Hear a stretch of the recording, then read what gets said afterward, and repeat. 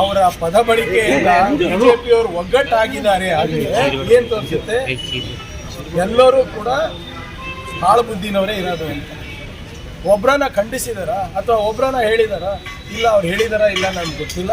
ತನಿಖೆ ಆಗಲಿ, FSL ಬರಲಿ, ಅವ್ರು ಏನಾದರೂ ತಪ್ಪಿಸ್ತಿದ್ರೆ ನಾವು ಸಸ್ಪೆಂಡ್ ಮಾಡ್ತೀವಿ, ನಾವು ನೋಟಿಸ್ ಕೊಡ್ತೀವಿ ಅಂತ ಒಬ್ಬರನ್ನ ಹೇಳಿದ್ದಾರೆ ರೀ. ಅಂದರೆ BJPನಲ್ಲಿ ಎಲ್ಲರೂ ಒಗ್ಗಟ್ಟಾಗಿದ್ದಾರೆ ಈ ಇನ್ಸಿಡೆಂಟ್ ಮೇಲೆ. ಅಂದರೆ ಎಲ್ಲರೂ ದುಶ್ಯಾಸನಗಳೇ ಅಲ್ವಾ? ಎಲ್ಲರೂ ಕೂಡ RSS ಒಂದೇ ಶಾಲಾ ಮಕ್ಕಳಲ್ಲಿ ಇವರೆಲ್ಲರೂ ಒಂದೇ ಶಾಖಾ ಮಠದಿಂದ ಬಂದವರು. ಇದರಲ್ಲಿ ಆಶ್ಚರ್ಯ ಏನಿದೆ? ಈಗ ಯಡಿಯೂರಪ್ಪ ಅವರಿಗೆ ಹೆಂಗೆ ಒಂದಾದ್ರು ಇವರು?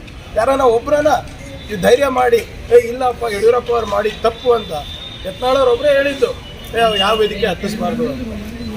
ಮುನಿರತ್ನ ಮಾಡಿರೋ ತಪ್ಪು ಅಂತ ಒಂದು ನೋಟಿಸನ್ನು ಕೊಟ್ಟಿದ್ದಾರ? ಹೆದರ್ತಾರ್ರಿ. ಅದಕ್ಕೆ ನಾನು ಹೇಳ್ತಾ ಇರೋದು, ಇವರೆಲ್ಲ ಒಂದೇ ಸಾಲಿನಲ್ಲಿ ಕದ್ದು ಬಂದವರು, ಅದಕ್ಕೆ ಒಂದಾಗಿದ್ದಾರೆ. DCM ಅವರು ಕಾನೂನು ಪ್ರಕಾರ ನೀವು ಖಂಡಿಸ್ಬೇಕಾಗಿತ್ತು. ಆದರೆ ಪಾಪ ಅವರು ಏನು ಮಾಡೋಕ್ಕಾಗ್ತದೆ? ಪೂಜ್ಯ ಅಪ್ಪಾಜಿಯವ್ರ ಮೇಲೆ ಅಷ್ಟಿದೆ, ಅವ್ರೇನು ಮಾಡ್ತಾರೆ? ಅವ್ರೇನು ಸಮರ್ಥನೆ ಮಾಡ್ಕೋತಾರೆ? ಅವ್ರ ಮನೆಯಲ್ಲೇ ದೊಡ್ಡ ಹುಡುಕಿದ್ದಾಗ ಬೇರೆಯವ್ರಿಗೇನು ಬುದ್ಧಿವಾದ ಹೇಳ್ತಾರೆ. ಅದಕ್ಕೆ ಇವೆಲ್ಲ ನಾವು ಬಳೆ ತಟ್ಕೊಂಡಿಲ್ಲ, ನಾವು ಸೀರೆ ಉಟ್ಟಿಲ್ಲ, ಏನು ಮಾತಾಯಿತು? BJP ಪ್ರೆಸಿಡೆಂಟ್ ಆಗಿ ಅವ್ರು ಯಾರೇ ಇದ್ರೂ ನಾವು ವಿಜೇಂದ್ರ ಒಬ್ಬ ಒಳ್ಳೆ ನಾಯಕ ಅಂತ ನಾವು ಯಾವಾಗ ಹೇಳ್ಬೋದಾಗಿತ್ತು ಅಂದರೆ, ಇಲ್ಲ ಅದು ನನಗೆ ಗೊತ್ತಿಲ್ಲ ಪ್ರಕರಣ ಏನಿದೆ ಅಂತ ಮಾಧ್ಯಮದಲ್ಲಿ ಹಿಂಗೆ ಬಂದಿದೆ, ಅದೇನಿದೆ ನಾವು ಪರಿಶೀಲನೆ ಮಾಡ್ತೀವಿ, ಕಠಿಣವಾದಂಥ ಹಿಂಗೆ ಹಾಗೇ ಇದ್ದರೆ ನಾವು ಕಠಿಣವಾದ ಕ್ರಮ ತೊಗೊಂಡಿದ್ರೆ ಹೌದಪ್ಪ ಇವ್ರಿಗೆ ಒಳ್ಳೆ ನಾಯಕತ್ವ ಇದೆ, ಒಂದು ಸಮಾನತೆ ಇದೆ, ಇದರಲ್ಲಿ ಸಂವಿಧಾನದ ಪರವಾಗಿದ್ದಾರೆ ಅಂತ ಹೇಳ್ಬೋದಾಗಿತ್ತು. ಹೇಳಿದ್ರೆ ಹಾಗೆ ನಾವು ಬಳೆ ತಟ್ಕೊಂಡಿಲ್ಲ ಅಂದರೆ ಏನಂತ ಏನು ಪ್ರಚೋದನೆ ಕೊಡ್ತಿಲ್ಲ? ಬಳೆ ತೊಟ್ಟವರಿಗೆ ಅವಮಾನ ಆಗಿದೆ ಅಲ್ಲ, ಅದ್ರ ಬಗ್ಗೆ ಮಾತಾಡಿ. ನಿಮ್ಮ ಅಪ್ಪಾಜಿಯಿಂದ ಹಿಡ್ಕೊಂಡು ಮುನಿರತ್ನ ಅವರಿಂದ ಹಿಡ್ಕೊಂಡು ನಿಮ್ಮ ಶಾಸಕರು ಮಾಡಿರೋಂಥ ಕೃತ್ಯದ ಬಗ್ಗೆ ಮಾತಾಡಿ ಫಸ್ಟ್. ಸುಮ್ಮನೆ ಕಾಂಗ್ರೆಸ್ ಮೇಲೆ ಗೂಬೆ ಕೂಡ್ಸೋದು ನಿಲ್ಲಿಸ್ಬೇಕು. ನಾವು ನೋಡ್ಕೋತೀವಿ ಅಂತ ಏನು ನೋಡ್ಕೋತಾರೆ? ಇನ್ನೂ 10 ವರ್ಷ ಆದರೂ ಬರೋಲ್ಲ. ಅದೇ ಕಾಲ ಬರೋದಿಲ್ಲ, ಸೊಸೆಗೂ ಬರೋದಿಲ್ಲ, ಅತ್ತೆಗೂ ಬರೋಲ್ಲ. ಅತ್ತೆ ಸೊಸೆ ಅಲ್ಲೇ ಜಗಳ ನಡೆದಿದೆ. AJP, BJP, YJP, ಇನ್ನು ಅಶ್ವಥ್ ನಾರಾಯಣ JP, ಎಷ್ಟಂತ ಇದೆ. ಅಶೋಕ್ ಅವ್ರದ್ದಿದೆ, ಅಶ್ವಥ್ ನಾರಾಯಣ ಅವ್ರದ್ದಿದೆ, ಯತ್ನಾಳ್ ಅವ್ರದ್ದಿದೆ, ವಿಜೇಂದ್ರ ಅವ್ರದ್ದಿದೆ. ಈಗ ಯಾರಾದರೂ ಅಂತ ಪದೇ ಬೆಳಗ್ಗೆ ನಮ್ಮನೆ ಹೆಣ್ಮಕ್ಳು ಮಾಡಿದ್ರೆ ಏನು ಮಾಡ್ತೀವಿ? ಹೇಳಿರೋದು ಇಷ್ಟೇ. ಅರ್ಕಲ್ ಬಾಯ್ ಇದ್ದಾರೆ, ಸೀರಿಯಲ್ ಅಫೆಂಡರ್ ಇದ್ದಾರೆ, ಇಂಥವರಿಗೆ ಸದನದಲ್ಲಿ ಅವಕಾಶ ಇರಬಾರ್ದು ಅಷ್ಟೇ. ಸರ್, ಅವ್ರ ಮೇಲೆ ಕೇಸ್ ಆಯಿತು, ಅರೆಸ್ಟ್ ಮಾಡಿದ್ರಿ, ಓಕೆ. ಆದರೆ ಇಡೀ ರಾತ್ರಿ ಅವ್ರನ್ನ ವೆಹಿಕಲ್ ಸುತ್ತಾಡಿಸ್ಕೊಂಡಿರೋದು, ಪೊಲೀಸ್ ವ್ಯವಸ್ಥೆ ದುರುಪಯೋಗ ಮಾಡ್ಕೊಂಡ್ರ ಅಂತ. ಈಗ ಒಬ್ಬ ಅಕ್ಯೂಸ್ಡ್ ಸ್ಟೇಷನ್ನಲ್ಲಿ ಇದ್ದಾರೆ. ಬೇರೆ ಶಾಸಕರದ್ದು ಏನು ಕೆಲಸ ಅಲ್ಲಿ? BJP ಕಾರ್ಯಕರ್ತರದ್ದು ಏನು ಕೆಲಸ? ನೀವು ನೋಡಿದ್ದೀರಿ ಒಂದು ಫೋಟೋನಲ್ಲಿ ಎಲ್ಲ BJP ಶಾಸಕರು ಕಾರ್ಯಕರ್ತರು ಪೊಲೀಸ್ ಸ್ಟೇಷನ್ ಒಳಗಡೆ ಇದ್ದಾರೆ. ಬಿಟ್ಟವ್ರು ಯಾರು ಸರ್? ನಿಮ್ಮ ಪೊಲೀಸರೆಲ್ಲ ಅದಕ್ಕೆ ಅಲ್ವಾ ಎಲ್ಲರಿಗೂ ಆಚೆ ಹಾಕಿದಾಗ ಇವರು ಇದು ಮಾಡಿದ್ರಲ್ವಾ. ಈಗ ನೀವೇ ಹೇಳ್ತೀರಾ, ಏನಾದರೂ ಅವರಿಗೆ ಸ್ವಲ್ಪ ಏನು ರಿಲ್ಯಾಕ್ಸ್ ಮಾಡಿ ನೋಡಿಕೊಂಡ್ರೆ VIP ಟ್ರೀಟ್ಮೆಂಟ್ ಕೊಡ್ತಾ ಇದ್ದೀರಾ ಅಂತೀರಾ. ಕರೆಕ್ಟಾಗಿ ಕಾನೂನು ಪ್ರಕಾರ ಮಾಡಿದ್ರೆ ಒಬ್ಬ ಶಾಸಕರಿಗೆ ಹಿಂಗೆ ಮಾಡ್ತೀರಾ ಅಂತೀರಾ. ಅದು ಎಲ್ಲರಿಗೂ ಒಂದೇ ಅಲ್ವಾ. ಈಗ ಒಂದು ನಿಮಿಷ ಇರಿ. ನಿನ್ನೆ CT ರವಿ ಅವ್ರು ಏನು ಹೇಳಿದ್ರು? ನಂದು ಮೊಬೈಲ್ ಕಿತ್ಕೊಂಡ್ರು, ನಮ್ಮದು ವಾಚ್ ತೊಗೊಂಡ್ರು.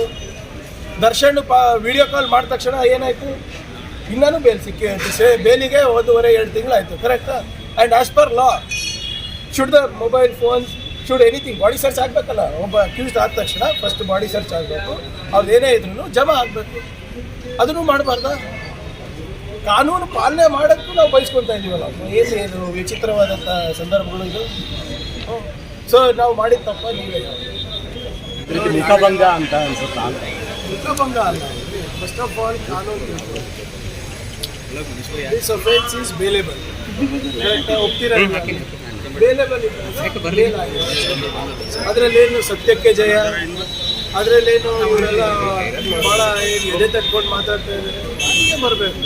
ಒಂದು ಹೆಣ್ಮಗಳು ಹೇಳಿದ್ದಾರೆ ನಿಮಗೆ ಇಂಥ ಪದ ಬಳಕೆ ಆಗಿದೆ ಅಂತ.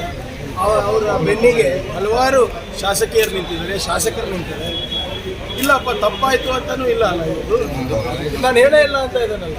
ಅಂದರೆ ನೀವು ಮಾಧ್ಯಮದಲ್ಲಿ ಪ್ರಸಾರ ಮಾಡಿರೋದು ಕೂಡ ಇವ್ರು ತಿರಸ್ಕಾರ ಮಾಡ್ತಾ ಇದ್ದಾರೆ. ಅಂದರೆ ಎಷ್ಟು ಅಹಂಕಾರ ಇರಬೇಕು ಅಥವಾ ಎಷ್ಟು ದುರಂಕಾರ ಇರಬೇಕು. ನಾನು ಹೇಳ್ತಲ್ಲ, ಇದು ಮನುಸ್ಮೃತಿಯ ಅವರ RSS ತತ್ವದ ಶಾಖಾ ಟ್ರೈನಿಂಗು ಇವತ್ತು ಸದನದಲ್ಲಿ ಪ್ರದರ್ಶನ ಆಗಿದೆ. ಬರಲಿ ಅದು FSL ರಿಪೋರ್ಟ್ ಕೆಲವು ಆನ್ಲೈನ್ ಮಾಧ್ಯಮದಲ್ಲಿ ಏನು ಬಂದಿದೆ ಅದು FSL ಬರುತ್ತಲ್ಲ, ಇವತ್ತಿಲ್ಲ ನಾಳೆ ಗೊತ್ತಾಗ್ತದಲ್ಲ. ರಾಜಕೀಯ ಮಾಡೋದು ಕಲಿಬೇಕು, ಕ್ರಿಯೇಟ್ ಹೆಂಗ್ ಮಾಡ್ಬೇಕಂತ ಕಾಂಗ್ರೆಸ್ ಇಂದ ಕಲಿಬೇಕು ಅಂತ ಅವ್ರು ಹೇಳ್ತಾರೆ. ಯಾರು ಸಿಟಿ ರವಿ ಹೇಳಿದ್ರು ಏನಂತ ಹೊರಗಡೆ ಬಂದ್ಮೇಲೆ. ನೋಡಿ, ಸುಳ್ಳನ್ನ ಸತ್ಯ ಹೇಗೆ ಮಾಡೋದು ಅದು ಅವರಿಂದ ಕಲಿಬೇಕಾಗಿದೆ. ನಮ್ಮಿಂದ ಕಲಿಬೇಕಾಗಿರೋದು ಪ್ರಗತಿಪರವಾದಂಥ ರಾಜಕೀಯ ಮಾಡೋದು. ಅವರು ಇಲ್ಲಿವರೆಗೂ CT ರವಿಯವರಾಗಿರ್ಬೋದು ಅಥವಾ BJPಯವರಾಗಿರ್ಬೋದು ಯಾರಾದ್ರೂ ಮನೆಗೆ ದೀಪ ಅಂತ ಹಚ್ಚುವಂಥ ಯೋಜನೆ ಬರೇ ಸಮಾಜದಲ್ಲಿ ಬೆಂಕಿ ಹಚ್ಚುವಂಥ ಯೋಜನೆಗಳು, ಪ್ರಚೋದನೆ ಭಾಷಣಗಳು ಅಷ್ಟೇ ಮಾಡಿರೋದು. ಬರಲಿ FSL ಬರಲಿ, ಕಾನೂನಿನ ಅರಿವು ನಮಗೂ ಇದೆ. ಅವರೊಬ್ಬರಿಗೆ ಅಲ್ಲ, BJPಯವರಿಗೆ ಒಬ್ಬರಿಗೆ ಅಲ್ಲ ಇರೋದು. ಪಾಕ್ಸ್ಕೋನಲ್ಲಿ ಇನ್ವಾಲ್ವ್ ಇಲ್ವಾ? ಮುನಿರತ್ನ ಅವರು ದಲಿತರ ಬಗ್ಗೆ ಒಕ್ಕಲಿಗ ಹೆಣ್ಮಕ್ಳ ಬಗ್ಗೆ ಮಾತೇ ಆಡಿಲ್ಲ. HIV ಪೀಡಿತ ಹೆಣ್ಮಕ್ಳಿಗೆ ಇವರು ದುರುಪಯೋಗ ಮಾಡಿಕೊಂಡೇ ಇಲ್ಲ. CT ರವಿ ಅವರು ಕೂಡ ಇಂಥ ಪದ ಬಳಕೆ ಮಾಡಿಲ್ಲ. ಬಹಳ ಸ್ಪಷ್ಟವಾಗಿ ನಾನು ಹೇಳಿಕ್ಕೆ ಬಯಸ್ತಾ ಇದ್ದೀನಿ, ದೇವರ ಹೆಸರು 100 ಸರಿ 1000 ಸರಿ ಜಪ ಮಾಡಿದ್ರೆ ಮುಂದಿನ 7 ಜನ್ಮಕ್ಕೆ ನನಗೆ ಸ್ವರ್ಗ ಸಿಗುತ್ತೋ ಇಲ್ಲೋ ನನಗೆ ಗೊತ್ತಿಲ್ಲ, ಆಯಿತಾ. ಆದರೆ ಅಂಬೇಡ್ಕರ್ ಅವರ ಹೆಸರು ಜಪ ಮಾಡಿದ್ರೆ ಈ ಜನ್ಮದಲ್ಲೇ ನಮಗೆ ರಾಜಕೀಯ, ಆರ್ಥಿಕ ಹಾಗೂ ಸಾಮಾಜಿಕ ಸ್ವಾಭಿಮಾನದ ಬದುಕು ಸಿಗುತ್ತೆ ಅಂತ ಅದು ಗ್ಯಾರಂಟಿ ಇದೆ. ನಾವು 10 ಸರಿ ಅಲ್ಲ 1000 ಸರಿ ಅಂಬೇಡ್ಕರ್ ಅವರ ಜಪ ಮಾಡ್ತೀವಿ, ಸಂವಿಧಾನದ ಜಪ ಮಾಡ್ತೀವಿ. ಇವರಿಗೆ ಏನು ಪ್ರಾಬ್ಲಮ್ ಅಂದರೆ, ಇವ್ರ ಆಲೋಚನೆಯಲ್ಲಿ ಅಂಬೇಡ್ಕರ್ ಅವ್ರು ಇಲ್ಲ, ಸಮಾನತೆ ಇಲ್ಲ. ಇವರ ಒಂದು ತತ್ವದಲ್ಲಿ, ದೃಷ್ಟಿಕೋನದಲ್ಲಿ ಸಾಮಾಜಿಕ ಸಮಾನತೆ, ಆರ್ಥಿಕ ಸಮಾನತೆ ಇರಬಾರ್ದು, ಅದ್ರ ವಿರುದ್ಧ ಇದ್ದಾರೆ. ಸೊ ಬಾಬಾ ಸಾಹೇಬ್ರ ತತ್ವ, ಬಸವ ತತ್ವ ಎಷ್ಟು ಹೆಚ್ಚಾಗುತ್ತೆ ಅಷ್ಟೇ ಕುಸಿತ RSS ತತ್ವ ಆಗುತ್ತೆ. ಅದಕ್ಕೆ ಅಮಿತ್ ಶಾ ಅವ್ರಿಗೆ ಹೇಳಿದ್ರೆ ಇದನ್ನ ಖಂಡಿಸ್ತೀನಿ.